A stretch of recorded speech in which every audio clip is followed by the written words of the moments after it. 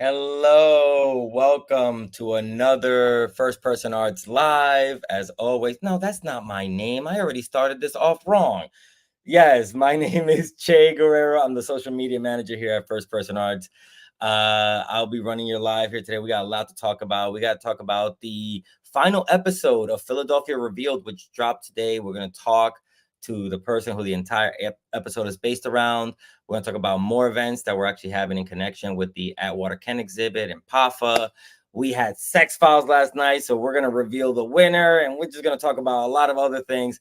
But before we get into all that, I would love to bring up the guest we have for today. This is an amazing storyteller. I've seen her do a bunch of stories for our story slams and special events that we've done. Always does a great job. Does a great job of coaching others. And you're going to love her. You're going to love the episode of Philadelphia Revealed. So without further ado, let me keep it going for Daralyse Lyons. Hey, Che, and hi, everyone who's watching. Really great to be with you. Hi, how are you today? Good. I liked the intro. I like that you put up the wrong name. That was fun. That was a good switcheroo. Keep people guessing. Yeah. Full disclosure, this is like week 5 of me running this whole StreamYard thing on my own. So I'm still very much like talking and trying to hit the buttons. I'm like, I'll learn one day. It's a lot. I could barely figure out how to text. So I think you're doing pretty well. So you're the final episode of Philadelphia Revealed. We had done 10 episodes. I think yours was like an amazing one to leave on, while everybody's episode was great. Everybody's touched on different part of their lives. Yours was like a very unique way of being inspired by the artifact. Can you tell us a little bit about what inspired it, and then sort of the story? We don't want to give it too much because I want people to, check out the full episode. Yeah, sure. So the piece that I selected was Crazy Nora. And for those who may not be super familiar, there were a bunch of us storytellers who were asked to get together, and we had a tour of the Atwater Kent collection, and we were asked to identify, like what piece speaks to you. And so the piece that spoke to me, there were a few that spoke to me, but one of the ones that spoke to me was entitled Crazy Nora, and it's a depiction of I want to say like gender fluid woman who was kind of a rabble rouser and a troublemaker of her time and somewhat misunderstood. And so I just looked at that piece and I related a lot. And the setting is Philadelphia, and I came to Philadelphia actually because I was having some mental health issues at that time. And so I just really related to the piece, and also felt diametrically opposed to it in some ways because I exist in a time when you can be gender bending and fluid and with less stigma perhaps or misunderstanding of that. And so it felt like both relevant and antiquated. And so I talked a little bit about my experiences, and it was a really interesting project, unlike anything I'd ever done before, actually. So it was a good time. And what's very interesting is I didn't actually put it together until, just right now, Crazy Nora, I don't know how much, because from what I heard, a lot of people told the story of Crazy Nora, but she never got to tell her own story, really. Yeah. And I think that's what's really great about the times and the way it's changed, and I guess social media and everything, is that we have the ability now to be like, hey, I'm not Crazy Nora. I'm, Nora, real last name, and this is on my story. So I think you've done a great job of taking your story and sharing it with others for them to learn. Yeah, well, thank you. You know what? I don't mean to nerd out, but it's interesting because her first name was Honora, which is like honor, and so it was really, but everyone called her Nora. And so it's really interesting, like the idea of language and the idea of how she might present herself versus how others would see her. And you're right about storytelling. And yet, I have a background in journalism, and what I found in interviewing people was that so many people would say to me, like, wow, no one's ever asked me for my story before. No one's ever taken the time to listen. So I think that we working in the storytelling space, Che, you and I might have this sense that, yeah, everybody's listening, everybody cares about stories and everyone wants to pay attention. But I don't know. I think there's a lot of people out there who have really interesting and engaging stories to tell, but no one who's really paying attention. And to me, there's a difference between telling your story on social media. I know we're on social media now, but like telling your story on social media versus being known in your community and sharing yourself with in an intimate way with people, you know, present tense, real time, where they can listen to you, they can ask questions. There's more of like maybe an intense vulnerability in the conversation is two ways. And I don't know that Nora had that to the level that I have had that, and I'm grateful for in my life. Yeah, and that's sort of what's amazing. It's yeah, the power that we have now to tell our own stories, which is something I really felt sorry for her, you know, and the way that the episode unfolds and how every city then was looking for their crazy Nora. So then she just became, and then I don't know. I hope I'm not being like any kind of dismissive on this, but like I kind of felt that because I grew up in a time in New York where you still saw like New York characters, like you saw people in the city that became staples, and yeah, and it's just like reminding me of the characters that I created whole stories for. Like there Yeah. was this guy on the train that I saw from when I was 5 to maybe 18. He wore shorts, so I called him Boom Boom Pants Guy. Okay. Me and my friend called him Boom Boom Pants Guy, and it was like, I bet you he lives a life of rollerblading and of booty and of stuff. And then years later, I was talking to somebody, oh, do you know Boom Boom Pants Guy? And she goes, I actually know him personally. And she told me about his actual rough upbringing and everything. And I was like, it humanized him in a way that I was like, wow. Like I was like really happy that I got to know his real story and not just as this Boom Boom Pants Guy, as me and my friends called him for years.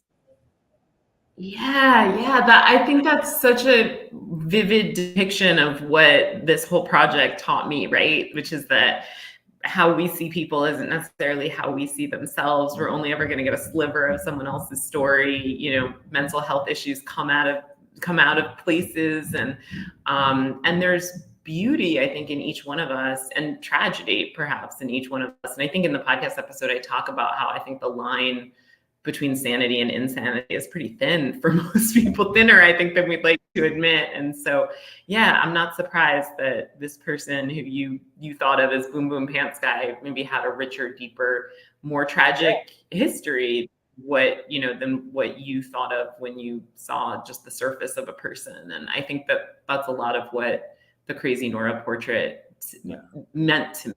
Yeah.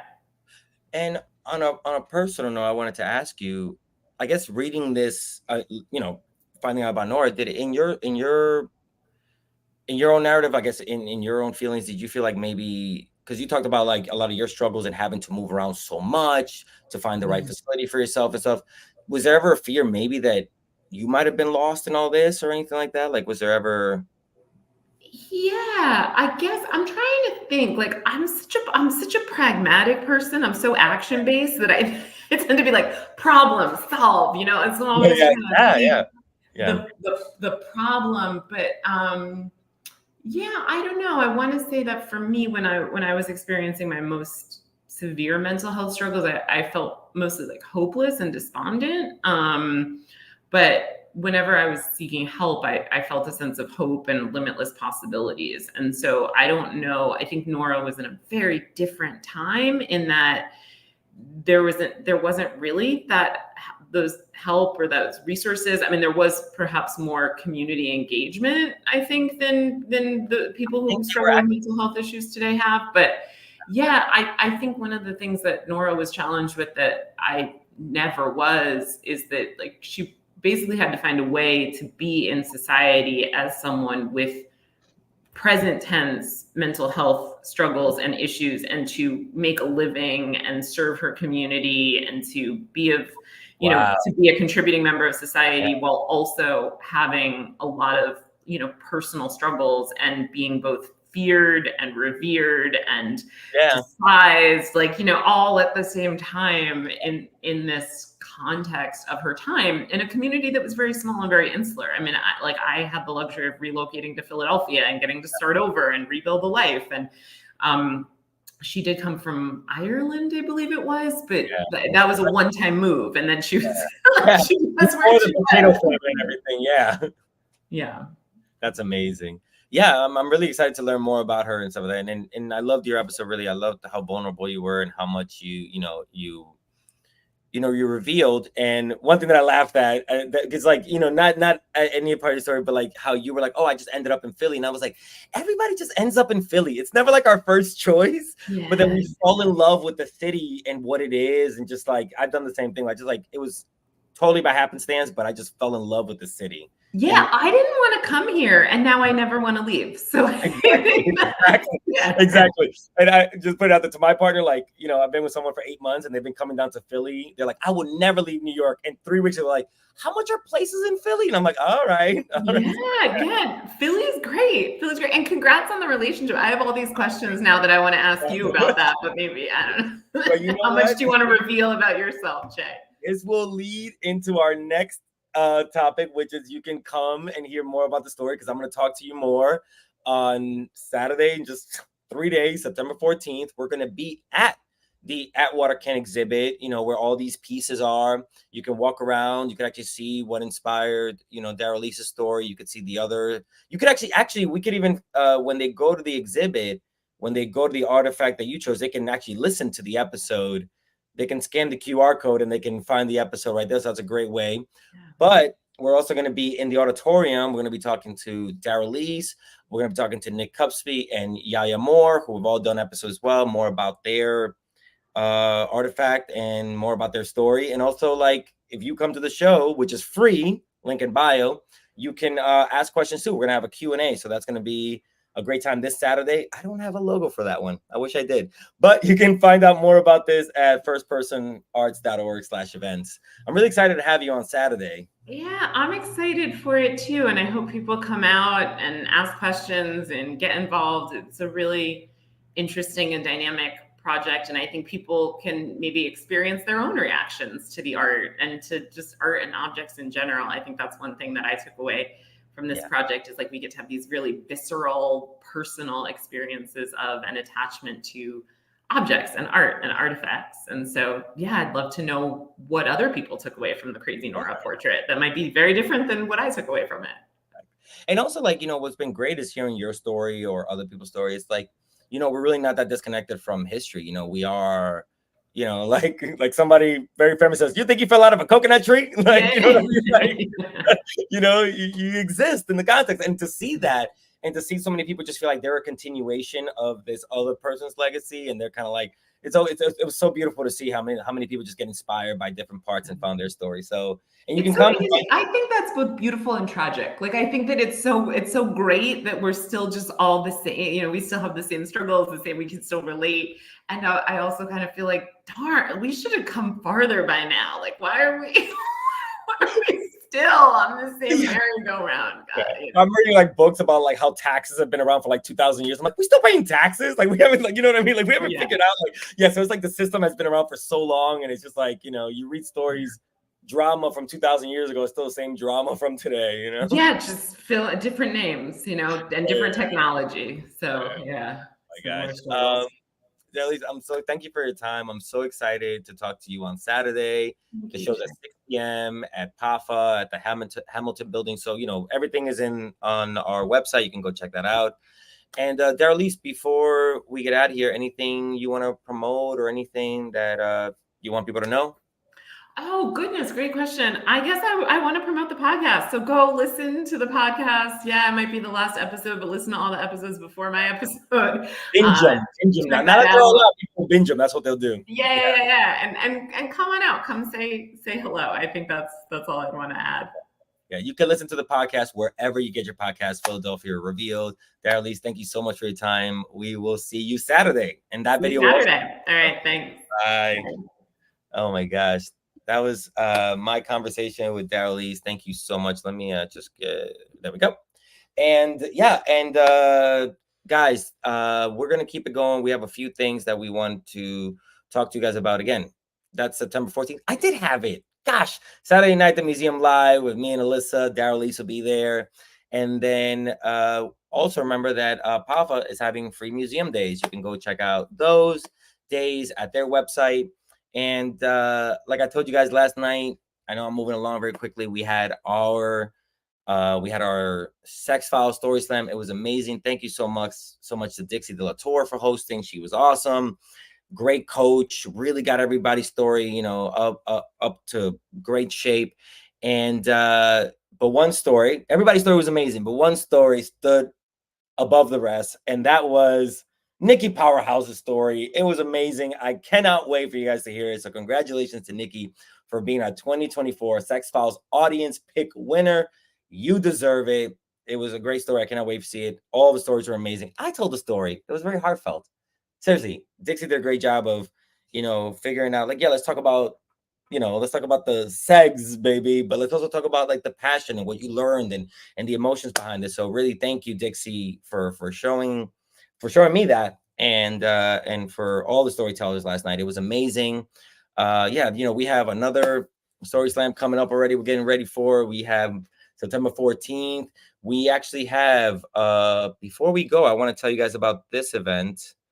Let me see. Yes, we have Embracing the Light community meeting on Tuesday, September 17th at 6 p.m. Mural Arts is creating a new, you know, mural with community input. So that'll be at St. Christopher's Hospital for Children at 160 East Erie Avenue. Link in bio to find out more information about that, how to register, and how to come down for that event, so you can help Mural Arts, you know, yeah, create the next piece with community input. We have a lot of stuff going on, but you can keep track of all of it by going to our website, firstpersonarts.org/events, and checking out everything that's going on. Yeah, as always, please leave any questions or comments that you have about storytelling or organization or anything you may want to know about in the comments, and we'll answer them for you. And yeah, that is everything that we have for today. Thank you, Daralyse. Again, check out their episode wherever you get your podcasts. It's a great episode, Philadelphia Revealed, and come out on Saturday in just a few days to our event at PAFA at the at Waterkent exhibit. Come be part of the storytelling experience. Come share your story. Come listen to more storytellers. And yeah, and ask questions yourself. That's everything for today. Again, as always, firstpersonarts.org/events for everything. Have a good rest of your day.